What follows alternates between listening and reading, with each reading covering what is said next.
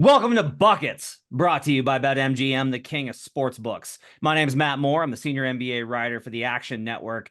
This is your Tuesday Best Bets episode in the National Basketball Association for January 16th. Thanks for joining us.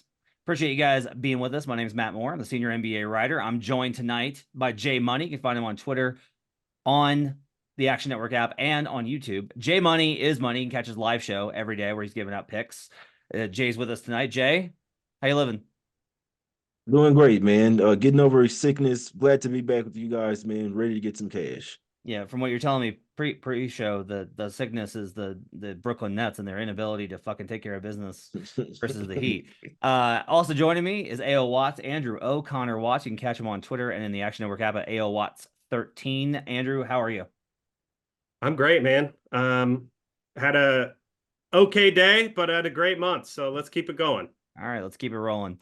We'll give you best bets for the Tuesday slate. Reminder, everything we talk about can be found in the award-winning Action Network app. You're going to get the best way to track your picks. You're going to get signals and all sorts of stuff to find out where the money is coming in on. It's a good thing to check. So if you listen to this podcast and you like our bets, and then you can go in and you can see where the money has moved on the market, and you can kind of make an estimation of whether what we've said is in line with the market and kind of figure out whether or not you're chasing too much steam, whether or not it's a sharp indication, or whether it's just like a lot of money has come in and the liability is shifted. We've got all those kind of indicators if you sign up for the pro account on the Action Network app. Also, make sure to check out our YouTube page. Go to youtube.com/the Action Network. You're going to catch all sorts of awesome stuff. Shout out to everybody who made it out for the live show for the favorites. Make sure to subscribe to that show as it continues with the NFL playoffs heading into divisional round weekend.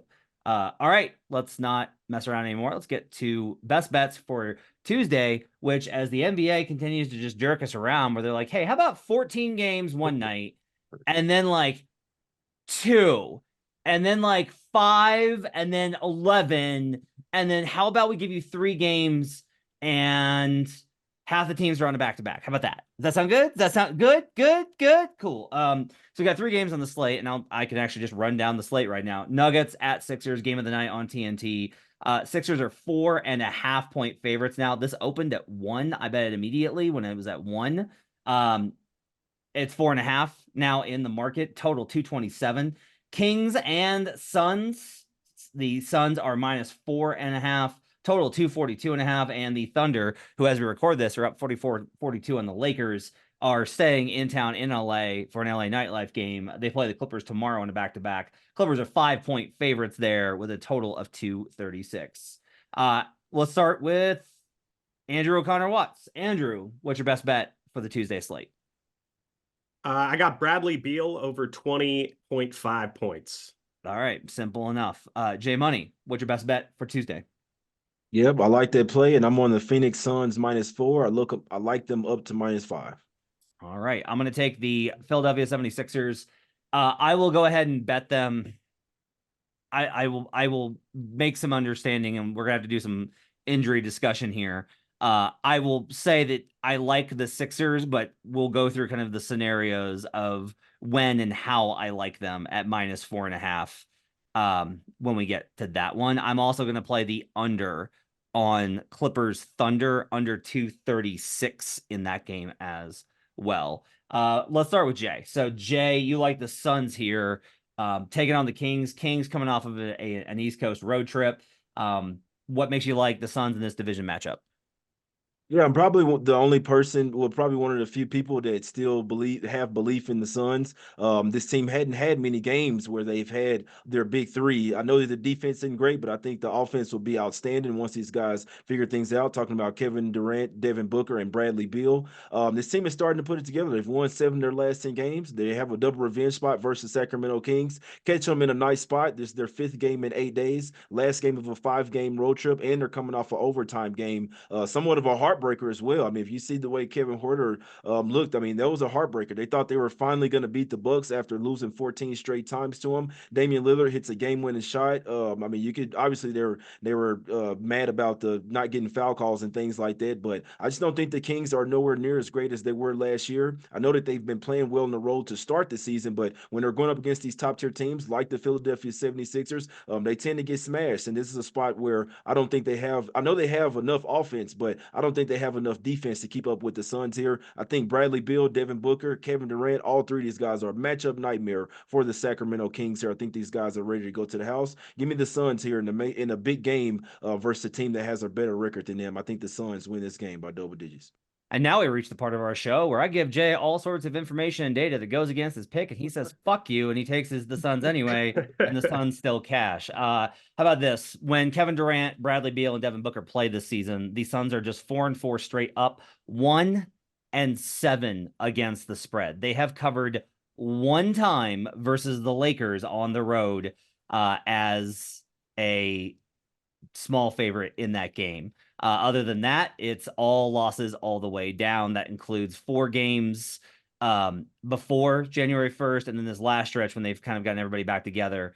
They are 1-3 in that stretch against the spread. Not good there. I have this projected as a pick'em, like a pick'em juiced Suns is how I would describe it. That doesn't mean that I want to bet the Kings. It's 4.5 points of value. I should, but part of it is that I have to make a manual adjustment on the Kings because of how they play basketball. Just they're not a half court team. That's just not who they are. They rely a lot on transition.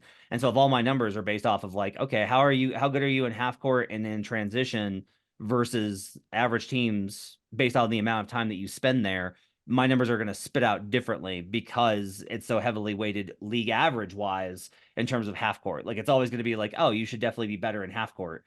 The Kings were outperforming my model all season last year, and they continue to kind of do this year. Now, I will say, if that catches up with them, then my numbers are going to be more reflective of what their win total is going to be than maybe the market, because my numbers tend to be like, yeah, the Suns are not very, or the Kings are not very good. Like they're just not very good. They're a nice team that can run a little bit, but they're just basically average. They're not anything to write home about.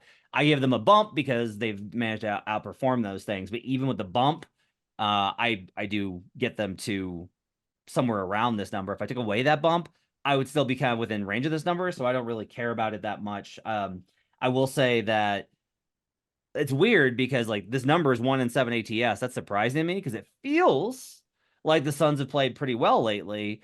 I don't really know whether this is a reflection of maybe the market being overinflated when it's got the superstars available because they've only played so far.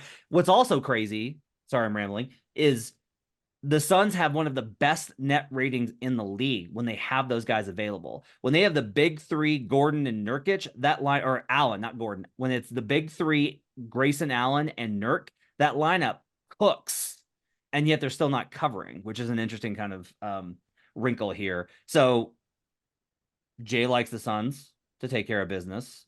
It would make sense that they would win this game by scoring a lot of points. Andrew O'Connor Watts, you like one Sun in particular to score a lot of points. What's your cap on Bradley Beal over? Yeah, I mean, it's pretty related to Jay's cap. He did a great job of kind of breaking all that down, the spot and everything like that. But I'm kind of looking at this team matchup specifically. Beal has fit in really nicely with Phoenix, what they like to do, which is shoot a lot of mid-range shots, a lot of mid-range shots. And whether or not you think that's a good strategy in 2024 is another thing. But the Kings in particular do not defend mid-range well, or they give up, I should say, they give up a lot of mid-range shots, which is arguably a smart plan, but in this case, it's just a bad matchup for the Kings. Phoenix, as a team, shoots second most in the mid-range. Beal specifically takes 45% of his shots from the mid-range. He's also, it's kind of a usage thing, right? So he's the third banana pretty clearly, but he's also getting less attention, right? What comes with being the third banana is the primary defenders on the other team go to Kevin Durant or Devin Booker. He's getting 32 plus minutes in his last 8 games. And when he's played that much, he's gone over this in 6 of 8 times. So over this number in 6 of his last 8. And if we take out that first game back for Beal, which, first game back after a long absence with the new team, I think he scored 6 against the Hornets. Then that's even better. I mean, he's This is a former 30 point per game scorer, right? So yeah, Sacramento ranks 21st in points allowed. Give me Bradley Beal over 20.5 points. I like it. Okay. I got a stat for you. Okay. Uh-oh. Because I mean, you're okay. You're okay here. I just think it's interesting because pace might get you home here anyway. Like if they just run up and down the floor, you might be okay here anyway. But I Yep. love this stat, and so I have to kind of share it, which is the Kings this season are 17th in defensive rating. Okay. That's 17th overall Mm-hmm. on defense.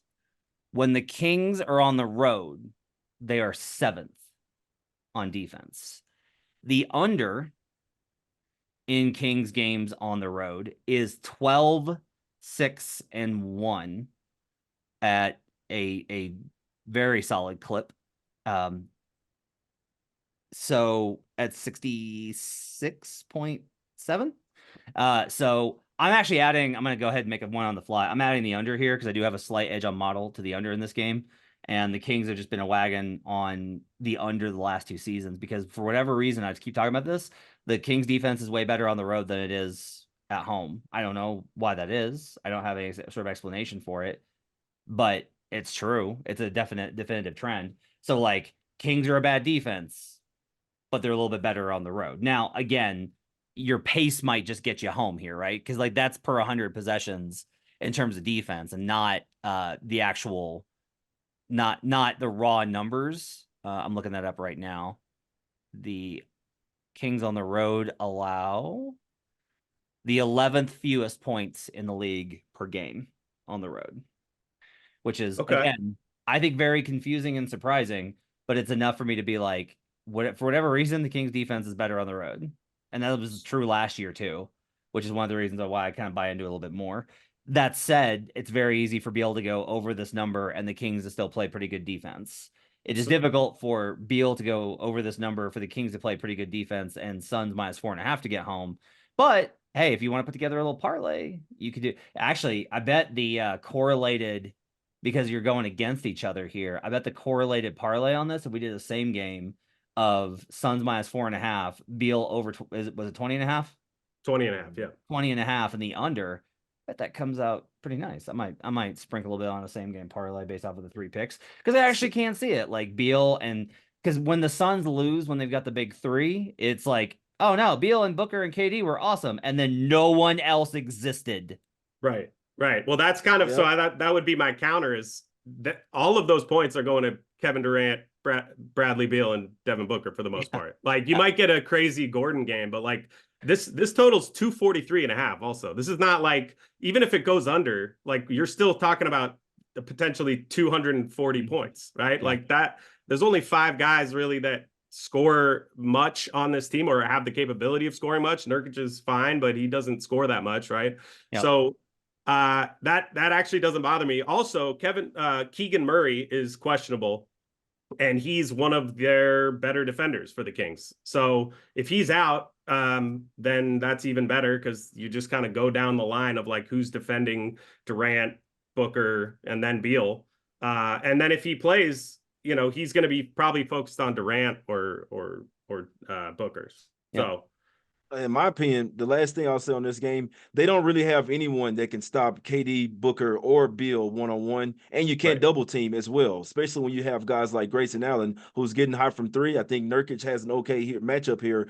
Maybe not defensively versus opponents, but he's still going to tower over him offensively and can get some offensive and defensive boards. But Grayson Allen has been red hot from 3. Yeah. You got, I mean, these guys are starting to put it together, man. So watch out for the Suns. I'm staying. I'll die on this hill. I think the Suns are one of the better teams in the West. We'll see what happens. They've been better, but a lot of it is if you look at the strength of schedule, their wins are like versus bad teams. And like I think this is a good spot for them. I don't mind the play at all. But the Suns are 20th in schedule adjusted defensive rating. They got to show me they can defend, or I'm not gonna buy. If they do it, I'll buy in, but they got to show me they can defend at a serious level. For mine, look, Sixers. Okay, so there's a lot of nonsense here. I'll try and break this down. The Thunder listed all 5 starters as questionable for this game. Nuggets. Sorry, the Nuggets. The Nuggets listed all 5 starters questionable for this game, which is a pretty big troll, in my opinion, of just to be like, yeah, we know, and maybe we'll skip this game. Maybe we just won't play.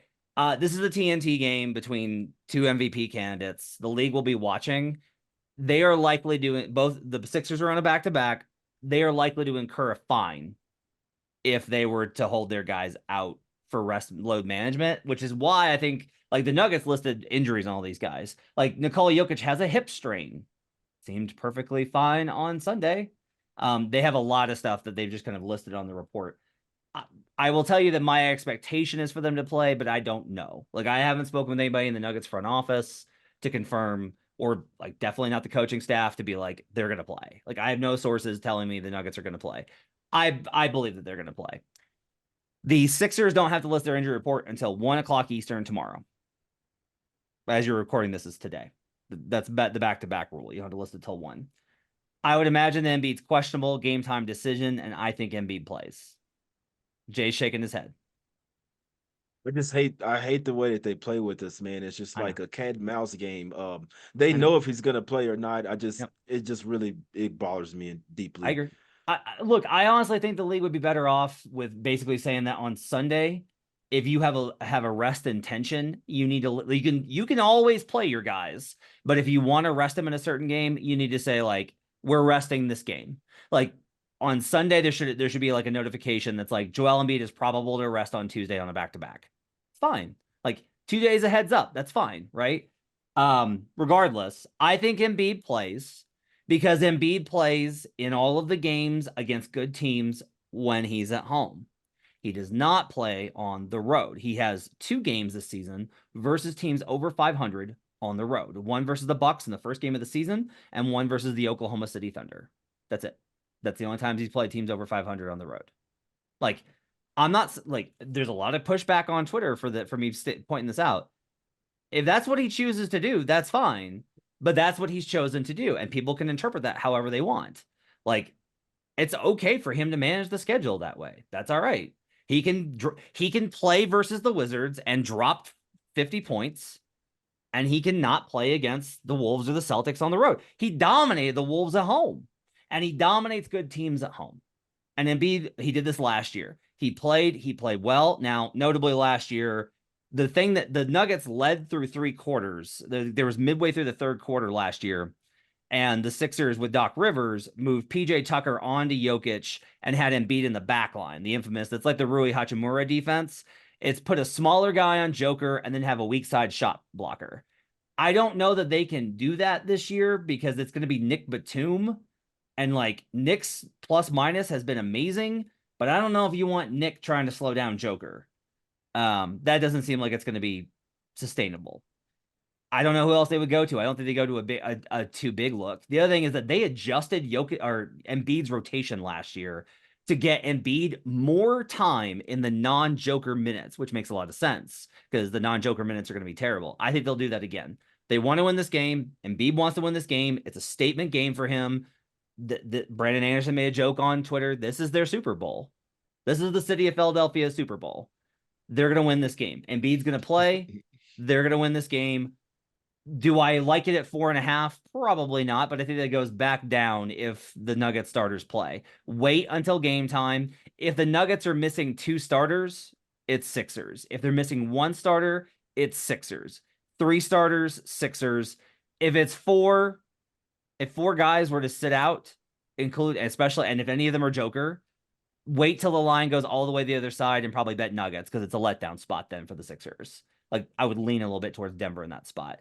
But I do like the spot quite a bit for the Sixers. I think they win this game. Jay, if everybody plays, what do you think about the game? I mean, I can't tell you. First off, I'll say I don't think either one of these guys win MVP. I'll start there. I mean, I love Joel Embiid cashed me a huge MVP ticket last year. Obviously, Jokic won the 2 previous years. I don't think either one of these guys are winning MVP. So there's that. But I think it's going to be a really great matchup. The Nuggets probably have the better starting five. I'd love to have Melton in there if I like the Sixers, because I do think the Sixers have a tad more depth, but they are on the back-to-back. I've seen this movie too many times where Embiid plays versus a soft team, puts up 40 and 10, and then on a back-to-back, then he sits out. So I don't know if I want to bet that Embiid plays this game. I get what you're saying, that he finally wants to show up versus Jokic. It's just crazy. I need to see if everybody's playing for the Nuggets first as well. But if both of them have everybody in there, I could see it going either way, to be perfectly honest with you, man. But I do think that D'Anthony Melton, missing him, it's like one of those guys that don't really move the needle or move the point spread, but it does mean a lot to the Philadelphia 76ers. But they still got Oubre, they still have guys like Marcus Morris that's giving them a little bit of production off the bench. So it's a tough game, a great game that I like to watch, not the type of games that I like to bet on. Watts, you got thoughts on this one? No, I was kind of leaning to where your head's at with it. And then thinking that this number would be weird. And then I checked mine and I have it minus 2.2 if everybody plays. So I just don't see an edge really either way, but I agree with you. Wait till the end, wait till before tip off if you're going to bet it. Yeah, I'm fading the model, which I try really hard not to do, because honestly, I don't have a lot of luck doing that. It's like, if I just play the model number, that loses. But if I ignore a model edge, I definitely lose. So I don't like doing that. The last one is just pretty simple. I'm going to be on the Thunder Thunder Clippers under. I've got this one projected. It's a model play. Thunder on a back-to-back are likely to rest some dudes. If they rest some dudes, their offense goes down. They need everybody help. Like, the Thunder are a team that need everybody functional in order for it to work, really. They'll still defend at a high level, though, and so they might be able to jam up the Clippers. I kind of think Chet Holmgren might play. So, look, the Clippers have been great and dynamic and are awesome, and I expect them to win this game, but I don't like the number based off of this. But go ahead and I'll play the under on Thunder Clippers, because I like the spot for that game. All right, that's going to do it for Buckets for a Tuesday. Thanks for joining us. Appreciate you guys being with us. You can follow AO Watts in the Action Network app at AOWatts13. You can catch J Money on Twitter and on YouTube at JMoneyIsMoney, and in the Action Network app. My thanks to David Payne, our producer, as well as Hutton Jackson, the crew, getting us up on YouTube, youtube.com/The Action Network. Appreciate you guys joining us. We'll see you guys again tomorrow for Best Bets for Wednesday. Till then, let's get buckets.